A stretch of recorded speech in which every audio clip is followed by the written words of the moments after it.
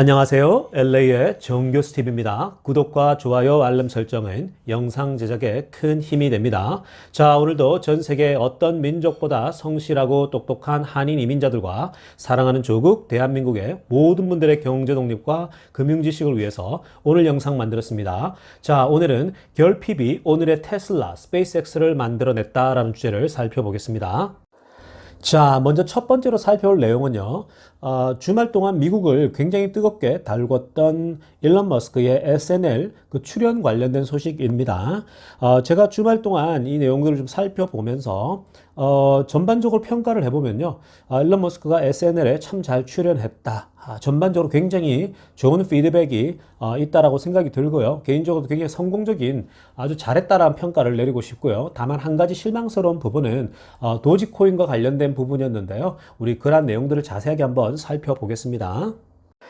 첫 번째로 가장 인상 깊었던 내용은 뭐냐면요. 일론 머스크가 스스로 밝혔던 내용인데요. 자기 자신이 애스퍼거 신드롬에 걸렸다. 이 애스퍼거 신드롬을 자기는 가지고 있다라는 얘기를 했거든요.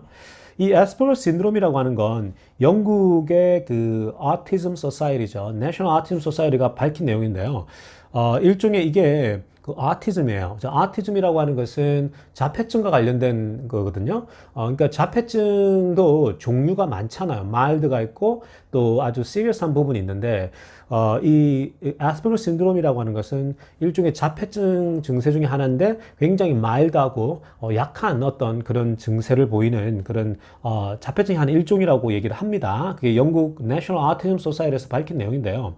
자, 그런데 여러분 이 미국에 살다 보면요, 그 느끼는 게 뭐냐면은 미국 사회가 적어도 다른 나라에 비해서는 그 이 자폐 아이들을 굉장히 많이 돕고 이 자폐 아이들을 극복하는 데 있어서 사회 자체가 아주 시스테매티컬리 돕는다라는 걸 많이 느끼거든요.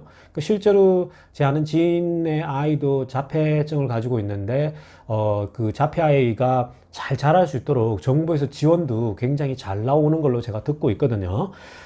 그러나 어찌됐든 일론 머스크가 애스퍼거 신드롬을 앓고 있다는 얘기를 듣고 굉장히 저는 일론 머스크를 좀 더 깊이 이해할 수 있는 대목이었거든요. 자, 이 애스퍼거 신드롬에 걸리게 되면요, 이게 어떤 증세가 나타나냐면, 자, 일반적으로 소셜 인터랙션이나 non-verbal communication, 즉 다른 사람들과 어떤 그 인간관계가 약해진다라는 거예요. 그러니까 인간관계 맺는 걸 잘 못한다라고 얘기를 합니다. 뭐 여러분 정상적인 사람들도 뭐 인간관계 맺기가 힘든데 이 애스퍼거 신드롬이 있으면은 좀 더 소셜 인터랙션이 조금 어렵다라는 거죠. 그리고 또 아래쪽에 제가 또 뭐 빨간 줄을 쳤지만 understanding, relating to other people, 다른 사람들을 좀 더 깊이 이해하고 또 관계 맺는 데 있어서 많이 서툴다라고 얘기를 하죠. 물론 이게 이 애스퍼거 신드롬이 뭐 지적인 면이나 언어적인 능력에 영향을 주는 건 아니다라고 밝히고 있죠. 그래서 어찌됐든 이 애스퍼거 신드롬이 일론 머스크가 가지고 있다라면 어떤 사람들과 관계 맺는 부분이나 커뮤니케이션 하는 데 있어서 이게 굉장히 좀 약하다라는 얘기를 하는 거거든요. 저는 이 부분이 그동안 일론 머스크가 걸어왔던 행적, 그리고 일론 머스크가 살아왔던, 그리고 그 트위터를 통해서 우리들과 소통했던 모습들, 그 모든 면들에 있어서 이게 일론 머스크가 이 애스퍼거 신드롬이 있었기 때문에 이러한 행동을 했구나. 저는 일론 머스크를 조금 더 깊이 이해할 수 있는 지점이 됐거든요. 애스퍼거 신드롬이 걸린 사람들이 인간관계가 좀 어렵다라고 하는 대목에서요. 일론 머스크를 제가 조금 더 깊은 이해를 할 수 있는 부분이 뭐냐면, 사실 그 최근과 또 과거를 사례를 보게 되면 테슬라에서 아주 그 능력 있고 실력 있는 사람들이 많이 테슬라를 나갔잖아요. 그죠? 루시드 모터 같은 회사도 사실 테슬라에서 이렇게 일했던 사람이 나가서 창업을 한 거 아닙니까?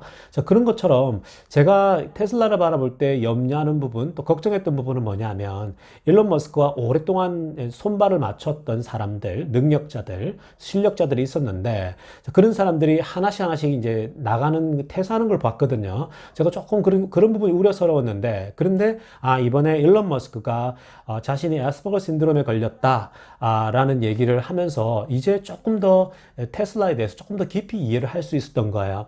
자, 이게 무슨 말이냐면요. 일론 머스크가 이 사람들과 소통하는 부분에 좀 어려움이 있고 서툴다 보니까 아무래도 보스로서 이 사장으로서 그 아래 사람들과 소통할 때 또 함께 일하는 사람들과 이 커뮤니케이션 할 때 좀 약했구나. 사실 일론 머스크가 굉장히 순수한 면이 참 많거든요.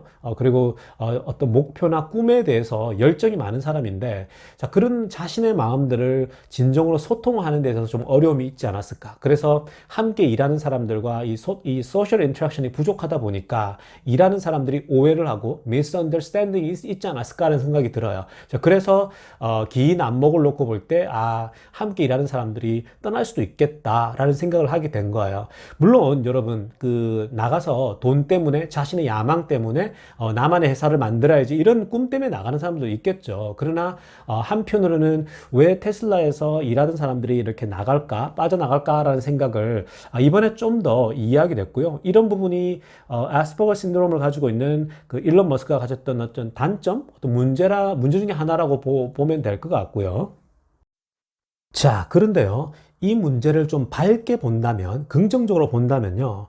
어쩌면 일론 머스크의 이 결핍이 지금의 테슬라와 스페이스X를 만들어냈다라고 보고 싶어요. 이 애스퍼거 신드롬을 가지고 있으면 인간관계가 부족해지고 뭔가 큰 약점들이 있잖아요. 그죠? 커뮤니케이션을 잘 못하고 이런 부분이 있지만 이러한 오히려 문제, 이러한 결핍이 오늘의 테슬라와 오늘의 스페이스X를 만들 수 있었던 원동력이 되었다라는 생각이 듭니다. 왜냐하면요, 이 애스퍼거 신드롬을 가지고 있는 사람들의 장점이 뭐냐면요, 첫 번째는 하이퍼 포커스 한다 얘기합니다. 하이퍼 포커스. 자, 이게 무슨 말이냐면요, 어떤 하나의 일에 집중을 하게 되면요, 끝을 보듯이 집중을 하는 그 집중력이 있다라고 얘기를 하거든요. 일반 범인들, 보통 사람들이 할 수 없는 집중력을 발휘한다라고 얘기를 합니다. 여러분, 우리가 자폐 아이들을 보면, 좀 심한 아이들 보면은 어느 하나에 꽂히잖아요. 어느 하나에 집중해서 막 달려가기도 하고 이러잖아요. 그래서 사고가 나고 그러지 않습니까? 근데 이 아스퍼거 신드롬도 일종의 이 자폐 증세 중에 그 마일드한 어떤 하나의 그 증상이기 때문에 이 아스퍼거 신드롬을 가지고 있으면은 어느 집중력이 굉장히 강력하고 높다고 얘기를 하거든요.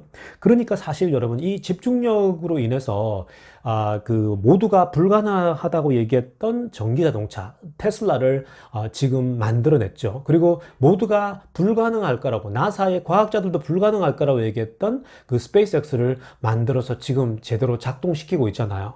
여러분, 스페이스X가 2002년도에 시작됐고, 그리고 테슬라가 2003년이지 않습니까? 근데 여러분, 이 일론 머스크의 그 하이퍼 포커스, 완전 그 집중력이 워낙 강력했기 때문에 이러한 엄청난 그 보통 사람들이 해낼 수 없는 이런 회사들을 만들어내고 이 지금까지 20년 동안 이 persist, 지속 가능하게 해왔다라고 보면 되는 거죠.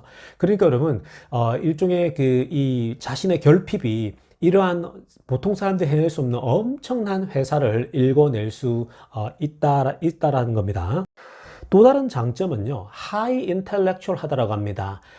이 애스퍼거 신드롬을 가진 사람들이 이 하이 인텔렉츄얼, 즉 보통 사람들이 가지고 있는 지성이나 지적인 능력보다도 훨씬 더 뛰어난 그 지적 능력을 발휘할 수가 있다라고 얘기를 하거든요. 자, 그러니까 똑같은 엔지니어링, 공학을 하고 똑같은 피직스, 물리학을 공부하더라도 일반 사람들이 생각하는 그 생각을 더 뛰어넘어서 어떤 조합을 해서 뭔가 결과물을 만들어낼 수 있다는 거거든요. 그러니까 테슬라나 이 스페이스X 같은 경우도 올라가서 다시 원래 자리로 돌아올 수 있게 만드는 이런 상상력, 그죠? 이걸 또 실제로 기술력을 구현해내는 모습들. 자, 그리고 또 테슬라라고 하는 이 배터리 기술부터 시작해서 절대 이렇게 앞으로 힘들 거라고 생각했는데 만들어내는 모습들을 보면 일론 머스크가 가지고 있는 그 인텔렉츄얼, 즉 지적 능력이 보통 사람들과는 다르게 굉장히 천재적인 모습이 있다라는 거예요. 자, 다음 소식은요, 사이버 트럭 관련된 소식인데요. 일론 머스크가 SNL에 출연하는 그날 그 뉴욕의 그 전시회에 이제 전시되지 않았습니까? 이 사이버 트럭이 전시되고 나와서 이제 뉴욕시를 한 바퀴 돌았잖아요. 근데 그때 굉장히 많은 사람들의 시선을 사로잡았고 굉장히 그 인기를 가장 한몸에 받은 차가 바로 이 사이버 트럭이었다라는 얘기인데 우리 자세하게 한번 살펴보겠습니다. 자, 여러분 이 그림에 보시는 것처럼 사이버 트럭이 전시되어 있다가 맨하탄 그 도시를 쫙 시내를 돌았거든요. 저도 LA 살지만 이제 개인적으로 맨하탄을 굉장히 좋아합니다. 갔더니 정말 저는 뉴욕이 참 좋더라고요. 뉴욕 자체가. 자, 그런데요. 어찌됐건 이 사이버 트럭이 이 맨하탄 도시를 도는데 사람들의 시선을 완전히 주목을 끌었는데 보시는 것처럼 이 사이버 트럭 자체가 이 외관이 그 메탈로 돼 있잖아요. 그죠? 평평한 메탈로 돼 있고 그리고 빛을 반사를 하다 보니까 보시는 것처럼 완전히 마치 그 우주에서 온 듯한 차, 그 사이버틱 하잖아요. 그죠? 사이버틱한 모습을 보였고, 동시에 사람들의 평가는 뭐냐면, 정말 뉴욕 맨하탄 자체를 미래의 도시처럼 만들어냈다. 이렇게까지 평가를 하고 있는 거예요. 자, 이 사이버 트럭이요. 이미 사전 주문만 100만 대를 벌써 넘어섰다는 얘기가 있잖아요. 그리고 언론들에서 사이버 트럭은 나오게 되면 게임 체인저가 될 거다라고 얘기를 하고 있거든요.